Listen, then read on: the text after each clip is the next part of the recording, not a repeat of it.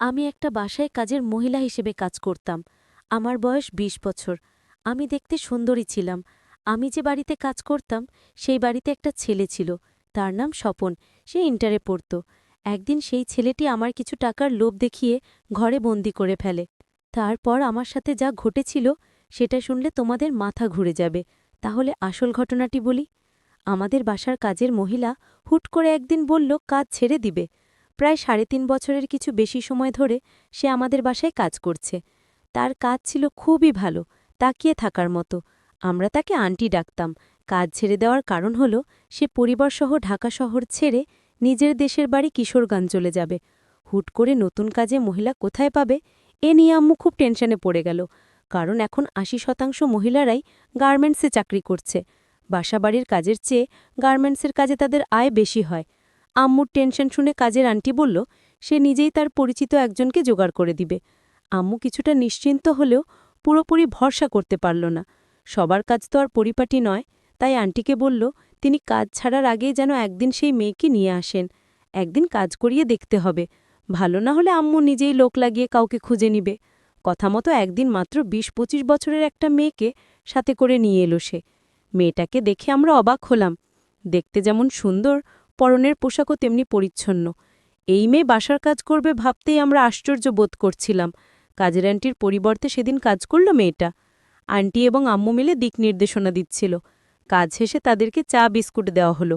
খেতে খেতে মেয়েটাকে পরিচয় করিয়ে দিচ্ছিল আন্টি। সে বলল তারা যেখানে থাকে সেখানেই মেয়েটা তার একমাত্র ছেলে সন্তানকে নিয়ে ভাড়া এসেছে। নতুন এসেছে এই এলাকায়। এসেই সবার কাছে অনুরোধ করছে কেউ কোনো কাজ জোগাড় করে দিতে পারলে উপকার হবে। মেয়েটির স্বামী আছে, কিন্তু তার স্বামী তার সাথে প্রতিদিন ঝগড়া করে। তাই সে চলে এসেছে। তাই সে রাগ করে এখানে এসে নতুন ভাড়া নিয়েছে। আর দুটো বাসাবাড়ির কাজ করছে বর্তমান। আগে কখনো করেনি। ১ তারিখের আগে থেকেই মেয়েটি নিয়মিত কাজে আসতে লাগল। একদিন দেখলাম কাপড় ধুচ্ছে আর ফুপিয়ে কাঁদছে সে। আমরা নানান রকম প্রশ্ন করার পরেও সে কিছুই বলেনি। এরপর থেকে প্রায়ই দেখতাম সে কাঁদছে। আমরা অনেকবার জিজ্ঞেস করার পর কিছু জানতে না পেরে একসময় জিজ্ঞেস করা বন্ধ করে দিলাম। একদিন সে তার ছেলেকে নিয়ে এলো।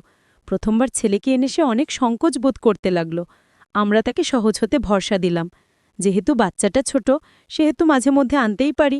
শুনলাম প্রতিদিন ছেলেটাকে ঘরে একা তালা মেরে চলে আসে। আশেপাশে মেয়েটার কোনো আত্মীয় বা পরিচিত নেই। দেশের বাড়ি বরিশাল। এরপর থেকে ছেলেটাকে প্রায়ই নিয়ে আসত। আমরা তাকে সবসময় এটা সেটা খেতে দিতাম। বাচ্চাটা ভয় নিতে না চাইলে তার মায়ের কথাই নিত। খুবই শান্ত বাচ্চা ছিল।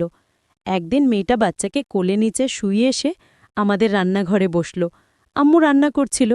আমি আম্মুকে সাহায্য করছিলাম। সে বসার পর কান্নার বেড় বেড়ে উচ্চস্বরে পৌঁছে গেল। আমরা জিজ্ঞেস করার পর সে সবকিছু আমাদেরকে বিস্তারিত বলল। করুণভাবে আমাদের কাছে সাহায্য চাইল। মেয়েটা যা যা বলল তার মতো করেই সবকিছু বর্ণনা করলাম। আমি বাবা মায়ের একমাত্র মেয়ে ছিলাম। আমার বড় ২ ভাইয়ের একজন সরকারি চাকরি করে, আরেকজন মুদি দোকানি। সবার মধ্যে একমাত্র হওয়ায় আমার দাগটি ছিল অন্যরকম। ধরাকে সরা জ্ঞান মনে করতাম। আমার অনেক অন্যায় আবদারও সবাই পূরণ করত। আমি ছিলাম সবার দুর্বলতা। সবার এত এত প্রশ্রয়ের কারণে আমি বিগড়ে যাচ্ছিলাম, সেটা কেউ বুঝল না। স্কুলের গণ্ডি পেরোনোর আগেই স্কুলের ছেলের সাথে আমার ভালোবাসার সম্পর্ক তৈরি হলো। স্কুল ফাঁকি দেওয়া শুরু করলাম, যার কারণে প্রতি পরীক্ষায় ফেল আসত। শিক্ষকরা বাবা মায়েকে ডেকে ডেকে বিচার দিলেও বাবা মা কখনো আমাকে মৃদু ধমক ছাড়া আর কোনো শাসনই করলেন না। এতে আমি আরও প্রশ্রয় পেয়ে গেলাম। স্কুল, কোচিং আর বান্ধবীদের বাড়ি যাবার নাম করে ছেলেটার সাথে ঘুরে বেড়াতাম। সে আমার জন্য অজস্র টাকা পয়সা খরচ করত এবং সব সময় এটা সেটা উপহার দিত। এ কথা সে বুঝতে পেরে আর দেরি করেনি। এক পর্যায়ে তার সাথে আমার বিয়ে হয়েছিল। বিয়ে হওয়ার পর তার চরিত্র সম্পর্কে জানতে পারি। তার আচার আচরণ ভালো ছিল না। তার সাথে আমার ৬ মাস সংসার ঠিক ছিল। এক পর্যায়ে তার কাছ থেকে আমি অবহেলা পেতে থাকি। আমাকে সে কোনো মূল্য দেয় না। আগের মতো সম্মান করে না। তার মিষ্টি কথা, টাকা খরচ, ওহন আবদার শুনে আমি জ্ঞানশূন্য হয়ে গেলাম। আমি ভেবেছিলাম না, তার সাথেই সারা জীবনটা কাটিয়ে দেব। কিন্তু তার আর আমার কপালে ছিল না। তার সাথে আমার ঝগড়া লেগেই থাকত। সে আমার কোনো কথাই শুনত না। শেষে বুঝতে পারলাম তার সাথে সারা জীবনটা কাটানো আমার পক্ষে আর সম্ভব না। আমার এক ছেলে সন্তান ছিল। আমি তাকে নিয়ে এ বাড়ি থেকে চলে আসলাম সারা জীবনের জন্য। আমি তাকে ডিভোর্স দিতে বাধ্য হলাম। বাবার পারিবারিক অবস্থাও তেমন ভালো না। বাবা বর্তমান অসুস্থ। আমি ছাড়া বাবাকে দেখাশোনা করার মতো আর কেউ নাই। যারা ছিল তারা অনেক দূরে চাকরি করে। ছোটবেলায় আমার মা মারা গিয়েছিল। এখন বাবাকে দেখাশোনা, আমার খরচ করার মতো কোনো পয়সা নেই। আর তাই বাধ্য হয়ে আমি আপনাদের বাসায় কাজ করতে এসেছি। আমি কাজের মহিলার কথাগুলো শুনে আমার খুব খারাপ লাগছিল। এই মেয়েটাকে এভাবে সে ফাঁকি দিতে পারল? এত সুন্দর একজন মহিলা, তার কথায় বুঝলাম আসলে সে একজন শান্ত নীরব প্রকৃতির লোক। আর এই মহিলাটাকে সে এভাবে ঠকাতে পারল? যাই হোক, কাজের মহিলাটি আমাদের বাসায় সকাল 6টায় আসে আর রাত 8টায় চলে যায়। আমি স্বপন, আমার বয়স 22। আমি এবার ইন্টারে পড়ি। কাজের মহিলাটি আমার সময়মতো চা বানিয়ে দেয়, কাপড় চোপড় ধোয়ায়, খাওয়া দাওয়া সব কাজ করে এই মহিলাটি। এই মহিলাটির এই কষ্ট দেখে আমার খুব মায়া হতো। তার ছোট ছেলেটিকে নিয়ে আমাদের বাসার সকল কাজ করত। একদিন কাজের মেয়েটি আমায় বলল, স্যার, এ মাস শেষ হতে আরও 5 দিন বাকি, কিন্তু আজ আমার কিছু টাকার দরকার ছিল, কারণ বাবা খুবই অসুস্থ। বাবার জন্য আজ ওষুধ কেনার মতো কোনো পয়সা নেই। তাই যদি আজ 200 টাকা দিতেন তাহলে খুব উপকার হতো। ঠিক আছে, আপনি আসুন আমার সাথে। কাজের মহিলাকে নিয়ে একটা রিকশায় করে বাজারে গেলাম। ওষুধ ফার্মেসি থেকে তার বাবার জন্য ওষুধ কিনে দিলাম। আর তাদের জন্য 2 কেজি গরুর মাংস কিনে দিলাম। আর 1000 টাকা তার হাতে ধরিয়ে দিলাম। নাও, এটা খরচ করো। কাজের মহিলাটি তখন আমায় বলল, এত বাজার দিলেন, আমার এত কিছু লাগবে না, শুধু ওষুধ দিলেই হবে বাবার জন্য। মহিলাটি ভেবেছিল হয়তো তার বেতন থেকে আমি টাকাগুলো কেটে দিব। মহিলা কোনোভাবেই গরুর মাংস নিতে চাইল না। আমি বললাম, আরে রাখুন সবগুলো, আমি এটা আপনাকে এ মাসে বোনাস দিলাম, আপনার বেতন ঠিকই আপনি পাবেন। কাজের মহিলাটি অবাক হয়ে বলল, দেখুন, আপনি আমার জন্য এত কিছু করছেন কেন? সে বলল, আরে, আজ যদি আমার একটা বোন থাকতো তাহলে আমি কি তাকে দেখতাম না? কিন্তু আমার কেমন জানি একটা সন্দেহ হলো, ছেলেটি আমায় এভাবে আর্থিকভাবে সাহায্য করার কারণ কি? আমার কেমন জানি বিষয়টা অদ্ভুত লাগল। যাই হোক, আমি বাজার নিয়ে বাড়িতে ফিরলাম। তারপর রান্না করে বাবাকে খাওয়ালাম।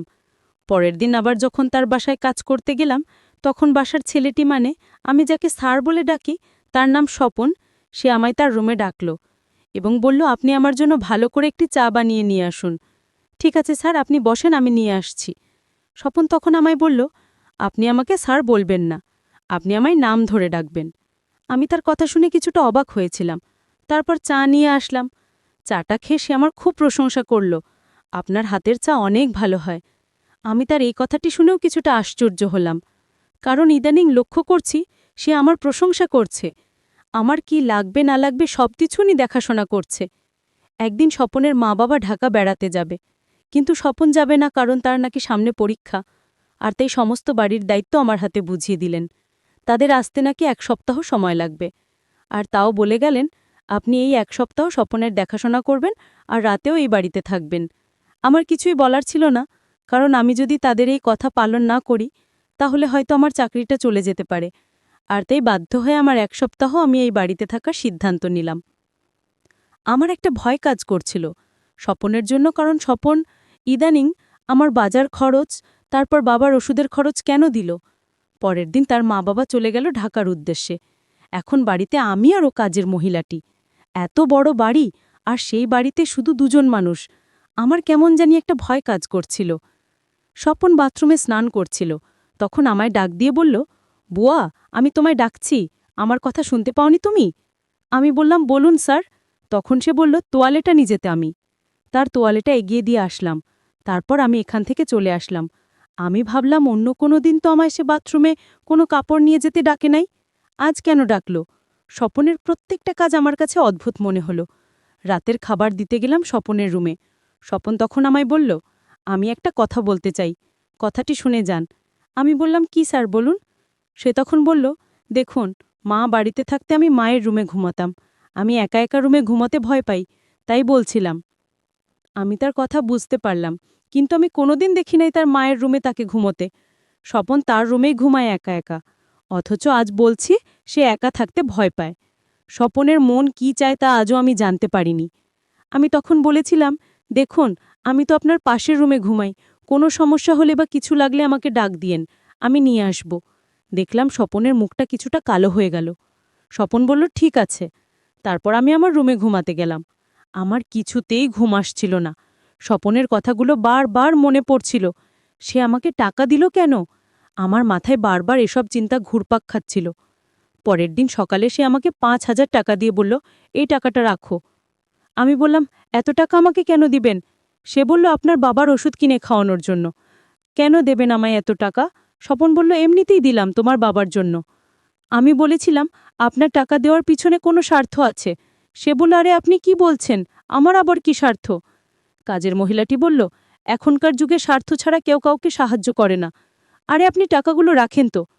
কাজের মহিলাটি বলল, আমি মানুষের বাড়িতে কাজ করি, সংসার চালাই, কিন্তু কারো দয়া আমার পছন্দ না। আপনার টাকা আপনার হাতেই রাখুন। স্বপনের মনটা অনেক খারাপ হয়ে গেল। আমি তাকে তার বাবার জন্য ওষুধ কেনার টাকা দিলাম, আর সে কিনা আমাকে সন্দেহ করেছে। স্বপন আসলে আমার কাছে কি চায় আমি এটা ভেবে পাচ্ছি না। একদিন তাকে পরীক্ষা করার জন্য আমি তাকে বললাম,